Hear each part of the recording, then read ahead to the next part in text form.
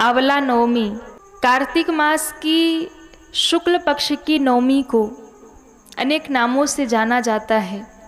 जैसे अक्षय तृतीया का बड़ा महत्व होता है, उसी प्रकार से कार्तिक मास की शुक्ल पक्ष की जो नवमी है उसे अक्षय नवमी कहा जाता है। और इस दिन अक्षय नवमी का भी बड़ा महात्म होता है।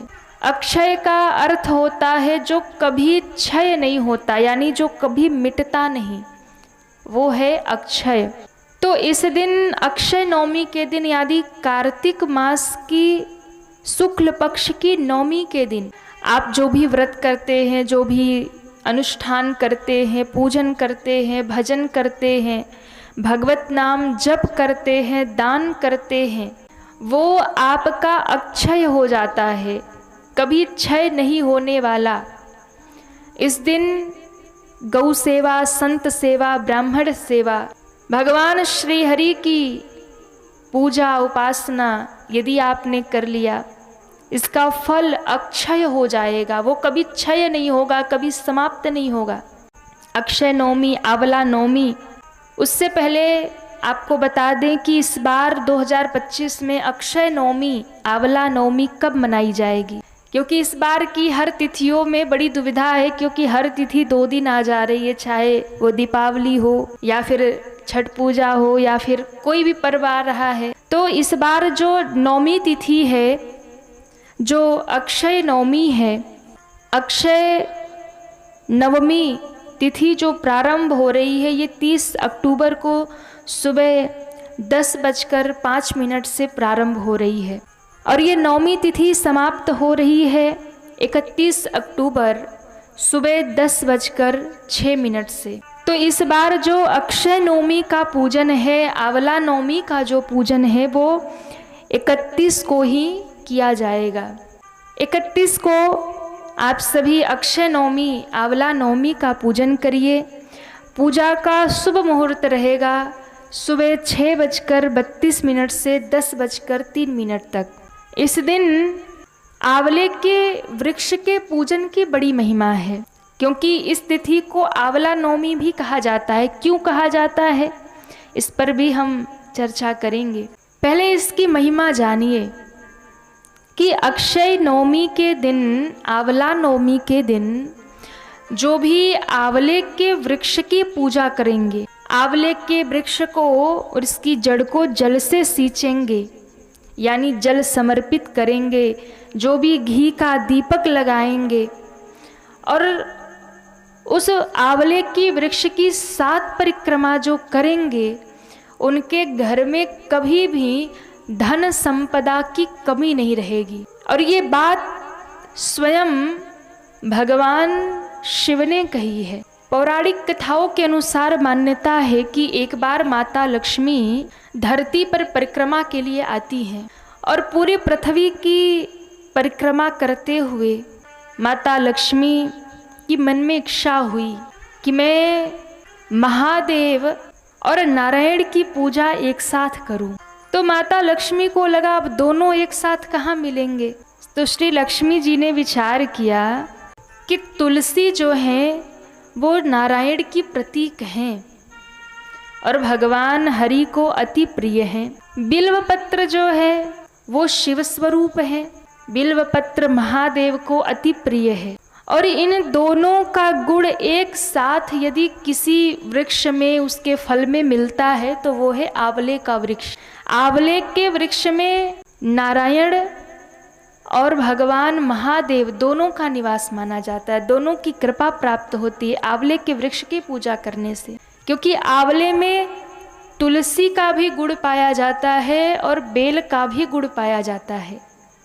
आयुर्वेद शास्त्र में तुलसी भी औषधीय गुणों में अपने आप में बड़ी महत्वपूर्ण है और बिल्व फल, बिल्व पत्र, ये भी औषधीय गुणों में अति उत्तम है, महत्वपूर्ण है। और इन दोनों का गुण यदि किसी में मिलता है तो एक साथ आंवले में मिलता है। इसलिए आयुर्वेद शास्त्र में आंवले का बड़ा महत्व बताया गया है। आंवले का फल हो, आंवले की पत्तियां हों, उसके छाल हों, बड़ा ही फायदेमंद होता है। विविध उसके प्रयोग होते हैं, औषधीय गुणों में बड़ा उत्तम माना जाता है आंवला। तो बिल्व का जो गुण है और तुलसी का जो गुण है, इन दोनों का गुण एक साथ आंवले में प्राप्त होता है। तो माता लक्ष्मी को लगा कि दोनों का गुण आंवले में है, तो उन्होंने आंवले के वृक्ष का पूजन किया, आंवले के वृक्ष का पूजन किया, परिक्रमा की। कहते हैं आंवले के वृक्ष के पूजन से दोनों ही प्रसन्न हो गए, भगवान महादेव भी प्रसन्न हो गए और भगवान नारायण भी प्रसन्न हो गए, दोनों ही प्रकट हो गए, हरि और हर। आंवले से दोनों प्रकट हो गए, दोनों ने माता लक्ष्मी को दर्शन दिया। माता लक्ष्मी अति प्रसन्न हुई, प्रसाद बनाकर, भोजन बनाकर उसी आंवले के वृक्ष के नीचे दोनों को भोग लगाया। कहते हैं भोग पाकर के भगवान महादेव और भगवान नारायण अति प्रसन्न हुए और माता लक्ष्मी से कहा कि देवी हम अति प्रसन्न हैं। भगवान शंकर ने लक्ष्मी जी को कहा कि जो भी अक्षय नवमी के दिन, आज की जो तिथि है, ये कार्तिक मास की शुक्ल पक्ष की नवमी तिथि है, अक्षय नवमी है आज, और आज के दिन आंवले में आपने हमारी पूजा की, इसलिए आज से ये दिन आंवला नवमी के नाम से भी जाना जाएगा। लेकिन हम अब आपको वचन देते हैं, वरदान देते हैं कि आंवला नवमी के दिन, अक्षय नवमी के दिन जो भी आंवले के वृक्ष का पूजन करेगा उसे भगवान नारायण और महादेव दोनों की ही पूजा का फल प्राप्त हो जाएगा। आंवला नवमी के दिन जो भी घी का दीपक संध्या काल में आंवले के वृक्ष के नीचे समर्पित करेगा, आंवले के वृक्ष की 7 परिक्रमा करेगा, जो भी 7 परिक्रमा करेगा और घी का दीपक संध्या काल में लगाएगा, उसके घर में कभी लक्ष्मी की कमी नहीं होगी, उसके घर में धन धान्य से भरा ही रहेगा।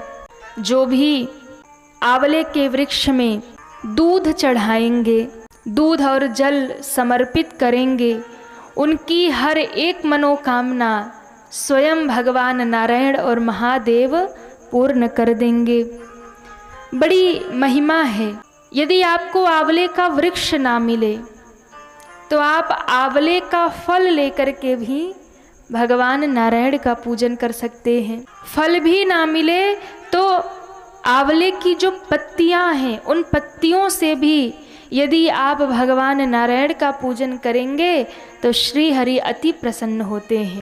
अक्षय नवमी के दिन, आंवला नवमी के दिन जो भी आंवले के पत्तों से नारायण भगवान की पूजा करता है, आराधना करता है, उसके दाम्पत्य जीवन में सदैव प्रेम बना रहता है। उसके घर में कभी लड़ाई झगड़े नहीं होते, पति पत्नी में कभी मन मुटाव नहीं होता, प्रेम बना रहता है। बड़ी महिमा है। अक्षय नवमी के दिन आंवले के वृक्ष के नीचे भोजन करना चाहिए। जो भी प्रसाद भोजन संध्या काल में अक्षय नवमी को आंवले के वृक्ष के नीचे भोजन बनाते हैं और उस भोजन को सबसे पहले भगवान नारायण और महादेव को समर्पित करते हैं और फिर उस भोजन का भोग लगाते हैं। भगवान को भोग लगाने के बाद भी जो भी उस वृक्ष के नीचे ब्राह्मणों को भोजन कराते हैं, उन्हें संपूर्ण पृथ्वी के, धरती के जीवों को भोजन कराने का फल प्राप्त हो जाता है। अब आप संपूर्ण पृथ्वी को यदि प्रसाद पवाना चाहें तो कभी नहीं पवा सकते, लेकिन यदि आंवले के वृक्ष के नीचे प्रसाद बना करके भगवान नारायण और शिव को भोग लगा करके ब्राह्मणों को भोजन करा दिया तो संपूर्ण धरती के जीवों को भोजन कराने का फल आपको प्राप्त हो जाएगा। जो भी आंवले के वृक्ष के नीचे बैठ करके आंवले की उत्पत्ति और तुलसी के उत्पत्ति की कथा सुनते हैं, वो सभी पापों से मुक्त हो जाते हैं, वो पाप रहित हो जाते हैं। इसलिए बड़ी महिमा है अक्षय नवमी की।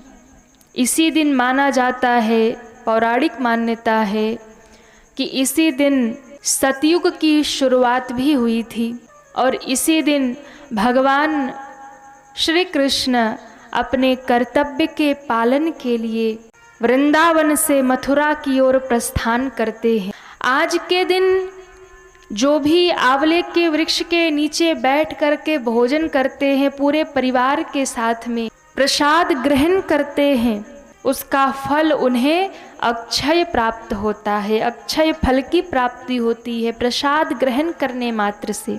इसलिए इस दिन की बड़ी महिमा है। इस दिन आंवले को खाने का, आंवले के पूजन का, आंवले के दान की इस दिन बड़ी महिमा है। संत जन ऐसा कहते हैं